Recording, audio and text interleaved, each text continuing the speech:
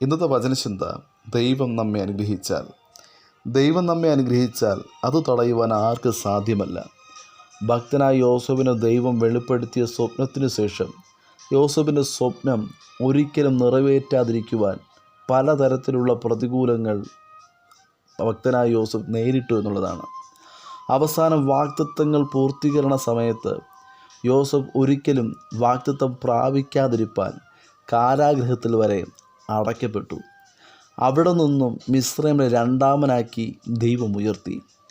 ദൈവം നമ്മെ അനുഗ്രഹിക്കുവാൻ തുടങ്ങിയാൽ എന്തൊക്കെ പ്രതികൂലങ്ങളുടെ നടുവിലായാലും, കാരാഗൃഹത്തിനകത്ത് അടയപ്പെട്ടാലും, ഒരിക്കലും അനുഗ്രഹം ലഭിക്കത്തില്ലെന്ന് മറ്റുള്ളവർ പറഞ്ഞാലും, ദൈവം അതിൻ്റെ നടുവിൽ നിന്ന്, കാരാഗൃഹത്തിൽ നിന്ന് ദൈവം പുറത്തു കൊണ്ടുവരും. ദൈവം തക്ക സമയത്ത് മാനിച്ചുയർത്തുക തന്നെ ചെയ്യും. ദൈവത്തിൻ്റെ പ്രവൃത്തിയെ തടയുവാൻ ആർക്ക് സാധ്യമല്ല. ദൈവത്തിന് നമ്മുടെ ജീവിതത്തിലെ തടസ്സങ്ങളെ അറിയാം. അവയെ മാറ്റുന്നത് ദൈവത്തിൻ്റെ വിഷയമല്ല. ദൈവം നമുക്ക് വേണ്ടി പ്രവർത്തിച്ചാൽ അതിനെ തടുക്കുവാൻ ഈ ലോകത്തിൽ ഒരു ശക്തിക്കും സാധിക്കത്തില്ല. ദൈവം അറിയാതെ നമ്മുടെ ജീവിതത്തിൽ ഒന്നും സംഭവിക്കുന്നില്ലെന്നുള്ളതാണ്. വചനം ശ്രവിക്കുന്ന പ്രിയ ദൈവജനമേ, നമ്മുടെ ജീവിതത്തിൽ നന്മ ഭവിക്കുന്നത് മാത്രമല്ല, തിന്മ ഭവിക്കുന്നതും ദൈവത്തിനറിയാം. ദൈവം ദോഷങ്ങളാൽ ആരെയും പരീക്ഷിക്കുന്നില്ല. ക്രിസ്തീയ ജീവിതത്തിൻ്റെ ഭാഗമാണ് പരിശോധനകളും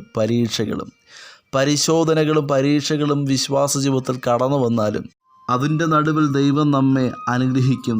വാഗ്ദത്തങ്ങൾ നൽകി നമ്മെ ഉയർത്തുക തന്നെ ചെയ്യും. വിശ്വാസ ജീവിതത്തിൽ പ്രതികൂലങ്ങൾ കടന്നു വരുമ്പോൾ, പ്രതിസന്ധികൾ കടന്നു വരുമ്പോൾ വാഗ്ദത്തം നൽകിയ ദൈവത്തിൽ ഉറച്ചു വിശ്വസിക്കണം.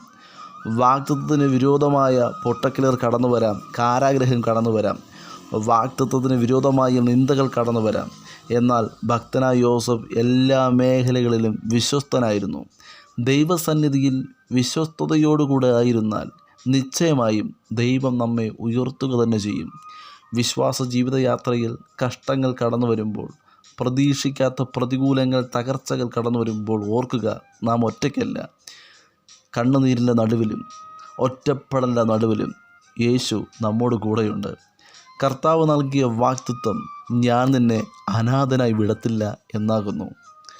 അതുകൊണ്ട് ഒറ്റപ്പെട്ട അവസ്ഥയിലാണോ? നമ്മെ അനാഥനായി വിടാത്ത കർത്താവിൻ്റെ കരം ഈ നിമിഷം വചനം ശ്രവിക്കുന്ന താങ്കൾക്ക് വേണ്ടി ചലിക്കുന്നു. ദൈവം വചനം ശ്രവിക്കുന്ന താങ്കളോട് കൂടെയുണ്ട്. ആരും നമ്മെ സഹായിപ്പാനില്ല എങ്കിലും ദൈവം നമ്മെ കരങ്ങളിൽ വഹിക്കും. ഏത് കഷ്ടതയുടെ നടുവിലും മനുഷ്യരിൽ ആശ്രയിക്കാതെ ദൈവത്തിൽ ആശ്രയിച്ചാൽ ദൈവം നമ്മെ വിടുവിക്കും. വിശ്വാസ ജീവിതത്തിൽ വഴിയിൽ ആരും നമ്മെ സ്നേഹിപ്പാൻ ഇല്ല എന്ന് ചിന്തിക്കുമ്പോൾ ഓർക്കുക, നമ്മെ സ്നേഹിക്കുന്ന, നമ്മെ കരുതുന്ന കർത്താവ് നമ്മോട് കൂടെയുണ്ട്.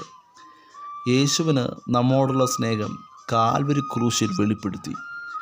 നമുക്ക് വേണ്ടി ജീവൻ കർത്താവ് നൽകി. ഏദനിൽ മനുഷ്യൻ നഷ്ടപ്പെടുത്തിയ ദൈവ തേജസ്സിനെ, ഏദനിൽ മനുഷ്യൻ നഷ്ടപ്പെടുത്തിയ ദൈവിക അധികാരങ്ങളെ, കൃപകളെ, സകലത്തെയും കർത്താവ് യേശുക്രിസ്തു കാൽവരിയിൽ വെളിപ്പെടുത്തി, കാൽവരിയിൽ പിടിച്ചെടുത്തു.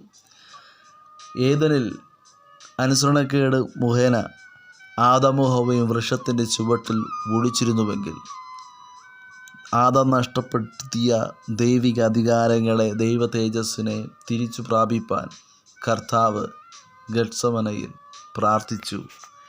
കാൽവരി ക്രൂശിൽ, ക്രൂശാകുന്ന മരത്തിൻ്റെ മുൻപിൽ കർത്താവ് യേശു ക്രിസ്തു വെളിപ്പെട്ടു.